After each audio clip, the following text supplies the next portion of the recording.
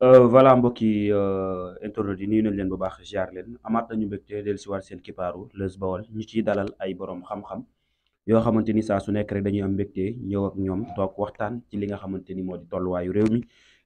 ngir ñu mën a waxtaan kenn ku nekk soppi xalaat ngir ñu joxe ko ci réew mi. ñu ànd ak tey Abdoul Gaye nekk adjoint responsable cellule Touba Khayra 2 bokk ci parti bii di ex-Pastef moom Abdoul Aziz Gaye lañu àndal.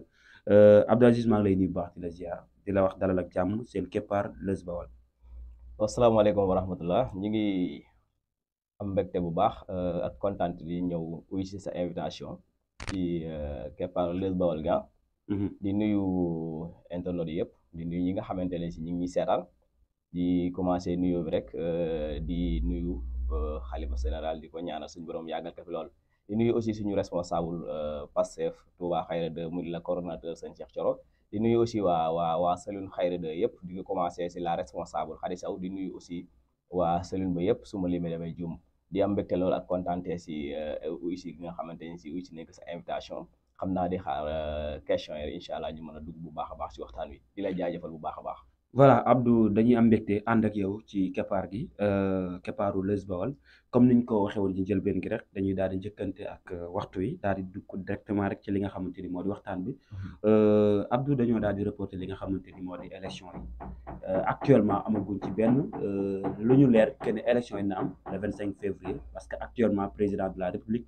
génn na benn décret boo xamante ni dafay pousse élection yi ba le 15 décembre. waaw loolu moom nekk na loo xamante ne si lu ma bett la man parce que dama jàpp ni ay élection ak ni mu rëyee di ko waaj pendant des années ba nga xamante ne si dara deful ñu ni suba la ñuy dugg si campagne bi le président génn def benn discours ne dafay jël décret pour annuler élection yi loolu nekk loo xamante ne si lu kenn mësta gis ci histoire politique mu nekk loo xamante ne si lu doy waar la te yaakaar naa ni depuis mu am ba nëga ni gis nañ li nga xamante ne si mooy tension bi nga xamante ne si moom la indi jàpp naa ni président amul benn droit di reporter ay élection wala muy annuler ay élection parce que ay élection ñi nga xamante ni si ñooy conseil constitutionnel ñoom ñooy jàpp ay élection donc te ñoom ñi ngi woon seen liggéey defoon nañ ba génnee liste bi nga xamante ni si ñoom ñoo war a dem pour def laaj réew mi mu toll si 20 candidats kon jàpp naa ni loolu noonu moom la ñu waroon sukkandiku continuer li nga xamante ne si moo nekkoon procédure bi nga xamante ne si moom si lañ nekkoon ngir mën a dem ay élection le 24 février mais ñu jékki-jékki gis le président ànd ak ñi nga xamante ne si ñooy waa PDS nekk am na ay problèmes yoo xamante ne si am na ba tax ñu ni dañuy reporter élection yi wala dañ koy annuler vraiment loolu nekk na loo xamante ne si tey recul démocratique la parce que loolu kenn mësu ko woon a xalaat si histoire Sénégal mu nekk loo xamante ne si lu bett sénégalais yi la aussi tamit lu leen metti la parce que depuis booba lay gis nga li nga xamante ne si tension bi nga xamante ne si moom la indi si géopolitique bi la. waaw bu président génnee daal ne réew mi jàmm amu fi c'est-à-dire que am na ay problèmes yu baree bari yu ñu war a régler pour ñu mën a def élection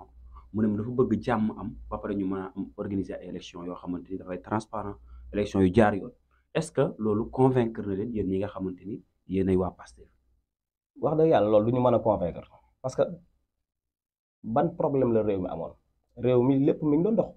non y a des problèmes comme ci double nationalité Karim bi ak Rose Wardini ak yeneen problème yi candidat yi nga xam ne dañu recalé ñoom tamit ñu defoon benn lettre pour toog ak président. xam nga loolu man dama jàpp ni mënoon nañu koo régler sans autant que ñu annulé ay élection wala ñu reporter ay élection li nga may wax ni dafa mel ne rek comme par exemple dama la jox benn exemple Sénégal pourtant football na fii ak Cameroun bëgg dee moo Ndiaye lu yàggul dara pourtant ñëpp gis nañu arbitre bi doon arbitrer match bi dafa am ay njuumte yoo xamante ni juum na ko est-ce que dafa tax ñu ni dañuy annulé CAN bi lu ñu def dañu sanctionné ki nga xamante ne si moom moo def erreur yi après ñu continuer si li nga xamante ne si lañu waroon a nekk kon dama jàpp ni bu fekkente ne si ay erreur dafa am ndax am ay candidat yu waroon a bokkuñ moo tax ñu annulé ay élection wala moo tax ñu reporté élection mais kon élection dootu am na Sénégal 2019 mais am 20 personnes ñoo déposé woon seen liste pour nekk candidat mais finalement ñaata lañ génnee 5 personnes lañ génnee est-ce que tey nañu dem ay élection teewul dem nañ ay élection donc loolu jàpp naa ne nekkul motif boo xamante ne war na mën a tax ñu reporter ay élection te si réew mi lépp mi ngi doon dox avant que président di def discours am lépp mi ngi doon dox soo demee justice tribunal yi ñu ngi doon liggéey foo mënta dem administration mi ngi doon dox yaa ngi dégg assemblée nationale ñu ngi doon dox seen liggéey mais depuis que président taxaw jël ay responsabilités ne dañuy annuler élection yi wala dañuy reporter élection yi parce que dafa am ay problèmes yoo xamante dafa am problème yoo xam xanaa ñoom ñoo ko gis seen bopp donc boobu ba léegi la Sénégalais yëpp seetlu ni réew mi ngi doog am nag mi ngi doog a nekk nag si crise mi ngi doog am problème donc loolu la ñëpp seetlu la mais tey bu PDS jógee ñu rejeté seen candidat Karim dañ amoon yaakaar ñu booloon ko ci 21 yi nga xamante ni moom lañ validé ci parrainage bi d'accord ñu toog ba ci yàgg ñu leen mënta bokk parce que dafa am double nationalité ñoom ñu jóg ne corruption la ñu tuumaal premier ministre Amadou Ba ne moom dafa corrompre juge yi bañ rejeté li nga xam ne moo di candidature Karim est-ce que loolu tamit bokkul ci coow yi nga xamante ni tey mën na tax ñu pousse ay élection tamit léegi dama bëgg laaj Karim Wade lan la gënee Ousmane Sonko pourtant Ousmane Sonko dañu kale candidat ba moom bokkul mais teewul moom kale nañ ko nee nañ ko doo bokk mais dafa wut keneen ko bokkal xam nga léegi waa PDS ñoom Karim Wade lañ bëgg mu nekk seen candidat Karim Wade demul parce que tamit moom li tee mu dem gis nga ñoom bu ñu waroon am ku ñu waxal ñoom Karim Wade la ñu waroon waxal Karim Wade mu nga xamante ne si moo waroon na teel a ranger double nationalité boobu bu yàgg bàyyi ba nga xamante ne si dem ba nga xamante ne affaire c'est trop tard mu doog koy def ba tax mu indi boppam problème yi yëpp kon jàpp naa ni loolu bu ñu see sukkandiku naan ay dañuy reporter ay élection yaa ngi dégg parce que tamit am na yeneen candidat yoo xam ne kale nañ leen mais teewul tamit élection yi dafa waroon a coordonner Rose Wardini dafa am double nationalité te dañ ko bàyyi mais yëg nañ ko mais nañ ko génnee ñu coordonner moom pourtant arrêté woon nañ ko fi waaw mais xam nga rek loolu mooy li nga xamante ne si mënuñu ko comprendre parce que bu fekkee ne Rose Wardini dafa am double nationalité ñu arrêté ko mais xanaa kon mandat d'arrêt lañu waroon def si Karim Wade jëli ko mais Karim moom dafa gëm ne moom dafa renoncé li nga xamante ni waaw mais renoncé mais la bi muy wax ne moom benn nationalité la am boobu fekk na affaire bi amagul maanaam bi muy ñëw di def des déclarations d'honneur ne man nationalité benn la am exclusivement sénégalais boobu loolu amul woon parce que loolu motif boobu c'est la ko conseil invalidé candidat ne ko bi may wax ne ma yow benn nationalité sénégalais nga am boobu sa nationalité français boobu renoncé boo ko comprendre nga kon moom daf ñu bëggoon nax daf ñu bëggoon wax lu dëgg ba nekk par exemple tey bu ñu ko faloon si noonu daf ñoo nax daf ñu wax lu dëgg ba pare nekk suñ président est-ce que Sénégal mérité nañ di jël koo xamante ne si day ñëw wax la loo xamante ne si nekkul nax la ba nekk sa président su fekkoon te lu logique la rek buñ téye Rose Wardini moom dañ ko war a jëli man daal li ma gëmoon mooy Rose Wardini peut-être ay conseil ay nit kese lañ parce que njuumte am na foofu xëy na mu dugguñ bu baax a baax enfoncé ay dossier am ba xam ne moom am na double nationalité mais gis nañ ni te dañ ñëwoon xam nga lu doon coow li ma dañ ñëwoon koo xamante ne si tey nekk nga candidat kenn rek si candidat yi nga xam ne ñoo dem moo am droit pour ñëw def recours si sa candidature parce que problème Karim Wade lu ko waral Thierno Alassane Sall moo def recours daal ne dafa am double nationalité donc ñu topp loolu ba xam ne kon lii lu am la mais Rose Wardini ban candidat moo wax ne dafa am double nationalité dégguma woon waaw Sénégal moo tax mais est-ce que gars yi demuñu ba conseil constitutionnel aussi demuñu ba découvrir que ni Karim Rose Wardini ñaari bi nationalité waaw mais loolu c'est trop tard man dama jàpp ni bu fekkente ne si dañuy wax ni bu fekkee ni déposé nañ liste yi ba pare ba nit ñi ñoo war a dem si biir candidat yi koo gis ni yow gis nga ni candidat bii nii ay papier matul yow en tant que candidat yaa war a ñëw def recours si kooku Thierno Alassane Sall loolu def si Karim Wade mais man dégguma Rose Wardini benn candidat boo xamante ne si boobu buñ validé candidature am mu dem def si moom recours amul waa PDS laa gis après ñu loxaat bi ba génnee ne Rose dafa am double nationalité man daal su ma comprendre dëgg-dëgg affaire bi benn jeu la boo xamante ni si rek ñi nga xamante ni si ñooy système bi fi nekkoon donc seen jeu la pour que élection yi bañ am parce que xam nañu élection yi bu amee dañ koy perte may dégg des fois ngeen naan complot la ci diggante comme ni nga ko waxee nii diggante état bi ak PDS maanaam benn bokk yaakaar ak PDS waaw xam nga li la koy wan mooy kan lañ juuj ne moom moo corrompu si premier ministre moo nekk candidat bu waa benn bokk yaakaar mais yow Leuz naka ngay amee sa candidat ñu tuumaal ko yow làqoo ko xanaa dem teg ko sa penc man ne wili pand leen ko biñ ne guerre gi dafa am président Macky Sall waa benn bokk yaakaar ay député lan la leen wax dem leen ngay jàppale waa PDS waaw mais est-ce que bëgguñu tamit loolu ñuy jiiñ Amadou Ba mu nekk lu leer ba xam am na wala amut dama ne suñ bëggee mu leer man jàpp naa ni Leuz sa mbokk bu fekkente ne si sa candidat nga am ñu tuumaal ko la nga war a def mooy yow défendre ko ñeneen ñoo war a jóg ngir fexe loola leer mais yéen ñoom li nekkoon seen warteef mooy taxaw ne seen candidat moom bu ko kenn tudd ci affaire de guerre mais li lay wan rek ne ñoom ñu ni tàgg rek ñu ni alors que dem leen ngeen jàppale leen dama jàpp ne ñoom benn deal boo xamante ni si ñoom moom lañ def parce que tamit loolu mi ngi leer pour l'instant nii parce que yaa ngi gis instant yi nii am na audio yu fuité yoo xamante ne si ku si mel ne honorable ndaw sa xam nga nu mu tudda di député PDS boobu ak ñeneen seen audio mi ngi fuité Karim Wade bu bokkul si élection yi élection waruñu ko mën a organiser Sénégal ndax ñun dañoo sonn trop yàgg toog nañ lu yàgg di xaar Karim pour mu bokk dem ba heure bi war a bokk est-ce que loolu war nañ sukkandiku rek pour que mën a indi tension yi nga xamante ni si moo am si réew mi li am daal man sama xalaatu bopp sama gis-gis bopp mooy ay deal la yoo xamante ne si dañ ko teg pour que élection ba ñam parce que xam nañ ne instant yi affaire yi fi mu gënoon a favorable mooy coalition Diomaye président moo tax léegi lan nga jàpp ne moo nekk ci ginnaaw deal bi maanaam lan lañ ciy gagné ñoom non PDS moom duñ ci gagné dara PDS mënuñ see gagné dara te dama jàpp ne dañ ci gën a yàqule parce que ñoom li ñu amoon kës néew si ay nit ñu gëm leen parce que lii nii nekkul affaire politiciens yi de affaire sénégalais yi la te gis nga ni sénégalais yi ñoom ñoo ngi ko naqaru seen bopp foofu nag lañ jaare ñoom sénégalais yi suur complètement waa PDS ñi desoon si ñoom kas néew man ñi ma si xamoon ñoo xamante desoon si ñoom kas néew ngir Ablaye Wade génn nañ si ñoom ndax lii nga xamante ne si caaxaan yi nga xamante ne si leen dugg ba indi réew mi fi mu toll nii ñoom amul luñ ciy gagné suñ ciy gagné yaakaar naa ne président Macky Sall moo ciy gagné su fekkente ne si li mu bëgg ni am na ba mooy ñu puusal ko élection yi ba nga xamante ne si àgg na 15 décembre boobu ñu wax te man li ma si gën a jaaxal mooy bi ñu waxee projet de loi dañu waxoon que ni enquête quoi pour xam pour leeral waaw mais bañ yeggee lan lañu voté pour pousse ay élection laa fa gis ñu voté ko mais gis ma ñu voté fa ne nañu leeral guerre gi nga xamante ne si guerre nañ ko juge yi te dafa mel ni loolu noonu su fekkoon mu leer rek lañ bëgg mais am nañ beneen méthode bi mënoon a jaar pour mu leer le procureur bu fekkoon ne dafa autosaisir si plainte bi nga xamante ne juge bi def na ko mais su ko defee mën na leer sans autant que ñuy def ay projet de loi mais est-ce que jamono bi ñu koy lijjanti tamit mën na pare élection yi ñëw parce que Karim ñoom dañoo bëgg ne élection yi bu dee am le 25 février daa war a bokkoon mais Karim warut a bokk xam nga li dëgg Karim warut a bokk xam nga tax warut a bokk moom Karim sax moom parewul bu bokk candidat boo xamante ne si yow dem nga bañ ni une semaine moo des si élection yi kenn gisul si réew mi kooku est-ce que pare woon na pour ñëw pour campagne Karim Wade man dama gëm ni Karim Wade moom dafa tooñ sénégalais yi parce que bu fekkoon ne si moom gëm na boppam li waa ji wax naan doon sa baay xamuñu ko waaye doon sa baay doon sa baay ko gën mais doon sa baay ko gën très bien Abdoulaye Wade 26 ans de opposition muy xeex ba yàlla jox ko li nga ko jox mais yow mën nga tëdd fa nga tëdd ay nit di la xeexal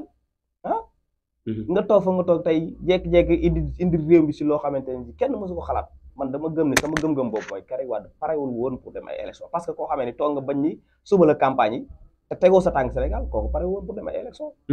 lan ngay xaar ci conseil constitutionnel bi nga xamante ni tey moo war a génne lii di verdict bi pour nit ñi mën a xam dañuy pousse élection wala déet waaw xam nga foofu moom li ñu ci xaar mooy conseil constitutionnel ak fii réew mi toll si tension ñoom ñoo war a jël seeni responsabilité def loo xamante ne si histoire doodu ko fàtte benn yoon parce que tey bu ñu jëlee seeni responsabilité daan ne procès de loi bi ñu leen indi baaxul dañ ko delluwaat fa mu nekkoon ñu continuer procédure bi nga xamante ne si moom lañ nekkoon malgré bu fekkente ne dañuy pousse élection yi 2 semaines yi nga xamante ne si moom lañ manqué si campagne yi ko ñu yokkaat sa benn 2 semaines su ko defee ñu dem si ay élection que le meilleur gagne Sénégal delluwaat si jàmm mais leneen lu def lu loolu yaakaar naa tamit histoire dana leen bind te boobaa dana nekk loo xamante ne du rafet si ñoom président de la république mu ngi programme ab dialogue gars yi nag ñu ngi séentu mu génne Ousmane Sonko mu dem ci dialogue bi waaw xam nga loolu ñun en tant que ñi nga xamante ne ñoo bokk waa Pastef ay responsable yi nga xamante ni ñoo jege Ousmane Sonko ñoom li ñu ci wax leer na nañ ñoom dialoguñ dialogaañu te xam nga lës Ousmane Sonko bu fekkoonte ne si ay deal ak dialogue moom moo ko ñor fee mu àgg du fa àgg kon waxatuñ ko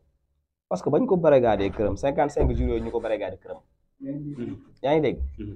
55 jours yooyu ñu ko barricadé këram mais am na ñu fa ñu def ay négociation su fekkoonte ne si tey nangu woon loolu tey lii ko si fekk du ko ci fekk kon du dem ba heure bii muy naan day dugg si ay deal day dugg si ay négociation di war ginnaaw sénégalais yi loolu man jàpp naa ne xam nga nag am na loo xamante ne kenn du ko bañ kenn mënu ko bañ gis nga ay nit am nañ droit que ni kat gis nañ ni lii nii moo mën a régler situation réew mi ñoom ñu jóg pour doxal seen bopp jàmm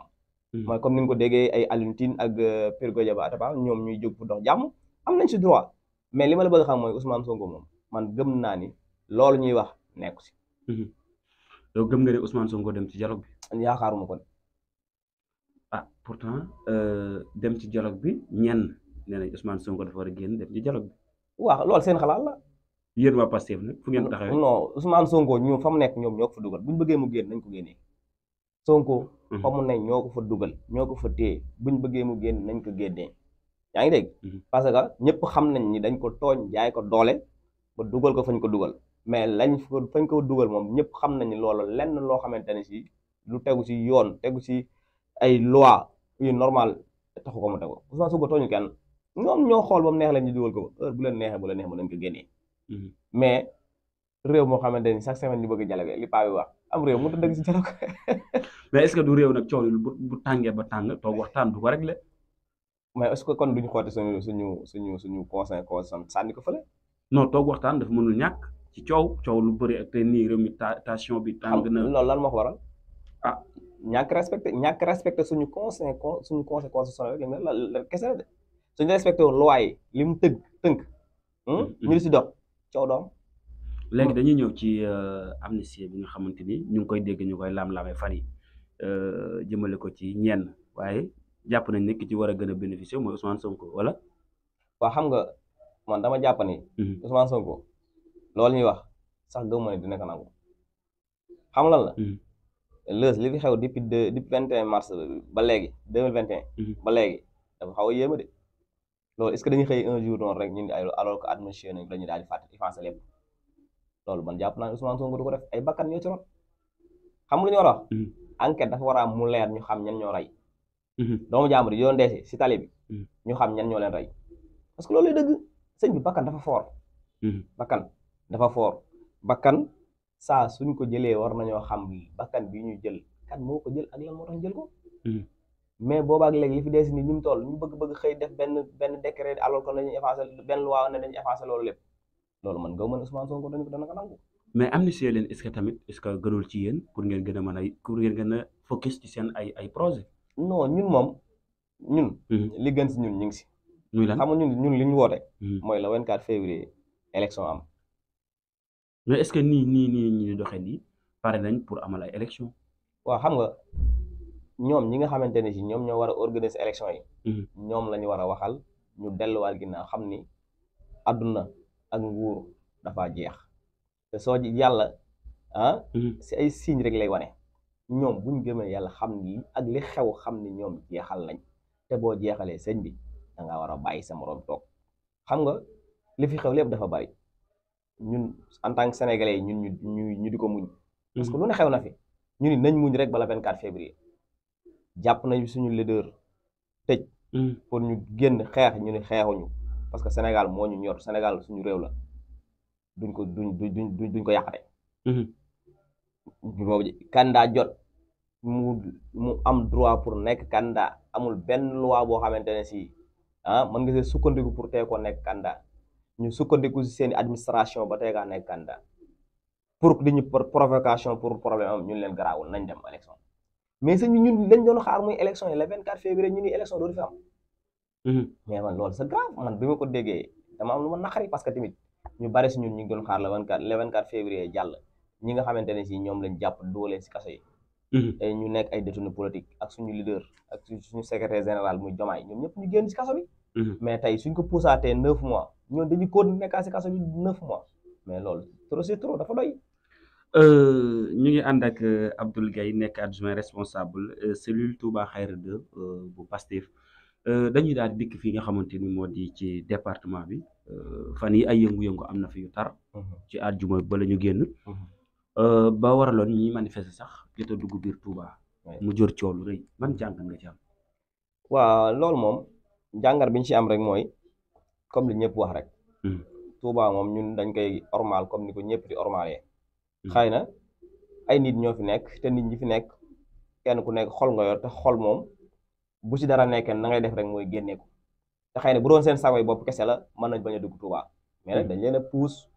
amuñu pexe amuñ choix ñu doo ko dugg Touba mais wax dëgg yàlla ñun moom woowuñ kenn ngay dugg biir Touba di manifester wu parce que xam nañu Touba dëkk la boo xamante ne si loolu kenn bëgg ko fa. kon ñu nit aussi loolu duñ ko fa oote. donc ñi nga xamante ne ñoom ñoo ko def li ñu leen di wax mooy bu ëllëgatee suñuy def seeni manifestation nañu yem Mbàkke gi nga xamante ne si moom bokkul si Touba. mais nag yi nga xamante ne si moom lañ ciy wax di ko si dugal yëpp loolu dafa am loo xamante ne si politique la ñi nga xamante ne si dañu am fuñ féete si politique ba pare nangu ñoo jël seeni responsabilité génn fësal ko mais di mbubboo dëkk bi di mbubboo sëriñ si ñooñ tamit war nañ leen a dénoncer ñu xam ne dëkk bi kenn moomu ko. dëkk bi ñun ñëpp ñoo ko bokk niñ koy ormalee ñoom noonu lañ ko war a ormalee mais ay manipulation moom mënuñu ko def ba mu jàll. parce que instant yi lu ne ñu ngi koy dégg di ko jëmale si suñu coordonnateur sëñ Cheikh Thioro te sëñ Cheikh wax réel ku ko gis xam ne keroog moom biir Mbàkke la nekk. gisuñ sëñ Cheikh mu dugg Tuubaa di manifesté wu. kon waruñu jël coow lépp daal ne sëñ Cheikh moom vraiment loolu moom moom duñ ci d'accord moom. waaw ci coowul loolu ngay wax coowul sëñ Cheikh Thioro li nga xamante ni gars yi ñu bari ñu ngi yëkkati kàddu jëmale ko moom tamit mu ngi tontu ci li mu war a tontu ban jàngat nga ci am parce que moom tamit comme que mooy coordinateur bi donte ni yëf yi moom du yëfu Pastef yëfu sénégalais yi la mais taxawaay ba mu ci amoon tey ak ni nga xamante ni tey noonu la ko ñenn ci kilifa yi répondre. xam man la mooy sama problème. lan moo tax problème bi am rek ñu bëgg koo jiñ sëñ Cheikh. pourtant coow li nekkul waa Pastef di wax nga ko léegi. sénégalais yëpp ñoo doon génn di am lu leen naqaru ndax dañ doon pare di xaar le 24 février ñu dem ay élection président xëy na élection yi dootu amati. mu metti sénégalais yi génn sénégalais yi nag fépp lañ dëkk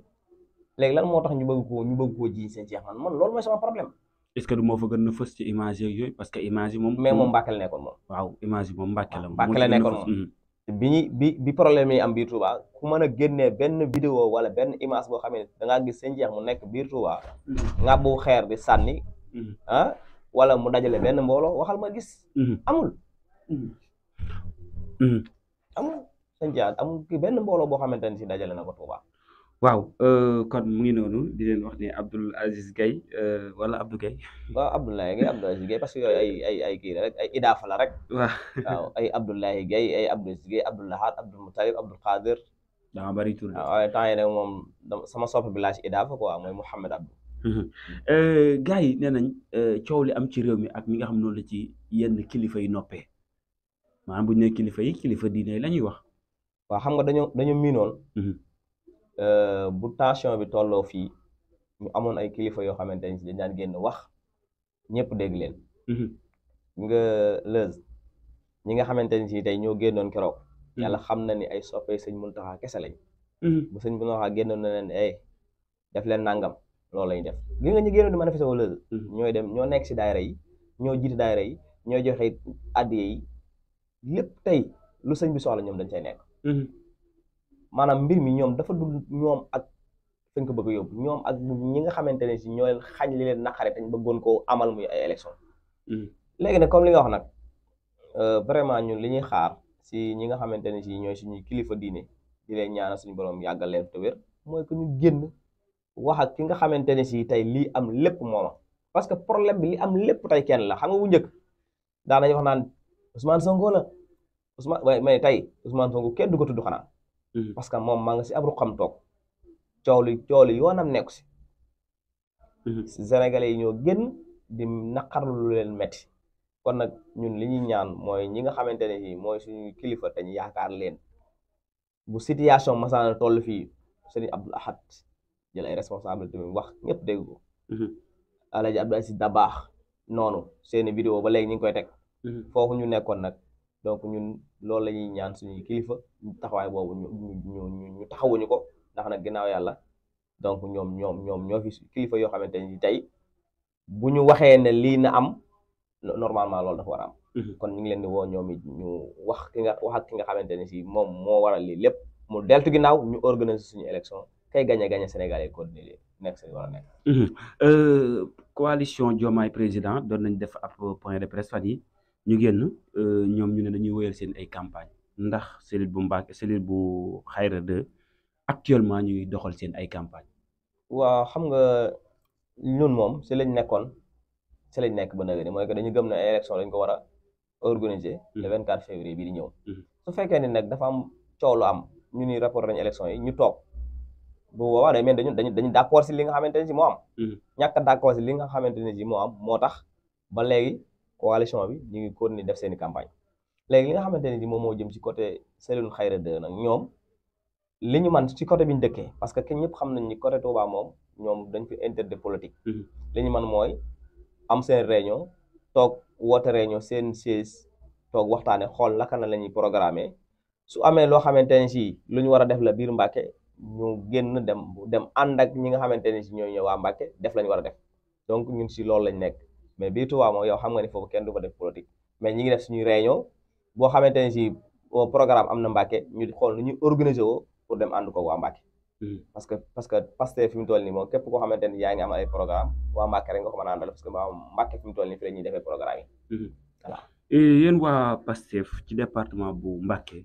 fan ngeen toll ci xeex rapport bi nga xamante ne amal nañ ko muy pousse élection yi fan ngeen ci toll yéen seen taxawaay actuellement nii. waaw fi ñu ci toll mooy fi si waa Pastef yëpp toll rek. mooy que ni d'accorduñ ñuy pousse ay élection dañu gëm ni ay élection la war a am léegi nag ñun li ñu war a def mooy def suñu campagne incha allahu taala dinañ organiser wu def suñu campagne comme ni nga xamante ni si noonu la ko département yëpp di defee exiger ñu def suñuy élection le 24 février bi nga xamante ni moom moo war a ñëw buñ ko mënta def le 24 février semaine yi nga xamante ni moom lañ ñàkk suñu campagne ñu pousse ko ci début mois de mai bi ñu fexe organiser élection yi su ko defee kii gagné Sénégal continué waat nekkaat si jàmmam loolu rek moo mën a am dëkk bi nekk si jàmm. Voilà Abdou Gaye adjoint responsable cellule bu Touba Khayra 2 bokk ci Pastef moom la ñu àndaloon ci keppaaru Leuz Baol tey doon am mbégte di ànd ak yow lay bàyyi nga daal di tàggatoo rek bu ko defee ñu daal di yëkkati jotaay bi. waaw xanaa di la jaajëfal bu baax a baax si invitation bi. di santaat di gërëm bu baax a baax waa Pastef yëpp rek rawatina nag waa département bi nga xamante ni mooy Mbacké rawatina commune de Touba.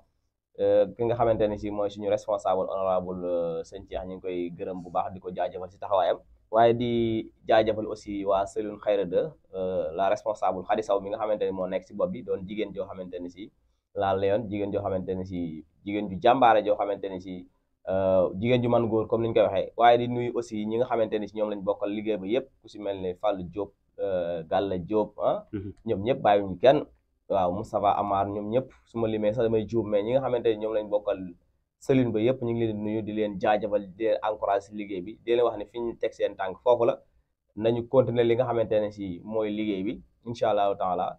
élection moom bu ñu ko teggee fii Sénégal gëm naa ni incha allahu taala Pastef moom mooy jël ndam li moo tax instant yi kenn ñuy wër-wëral nangu ñoo tëgg ay élection mais incha allah yàgg-yàgg bañ li naan bañ bëre bëgg bëre incha allahu taala bëre dina am te bëre mais incha allahu taala gëm nañ ñun dañuy jël ndam li ñu ngi jaajëfal képp koo xamante ne si ñu ngi doon seetaan di jégalu bu baax a baax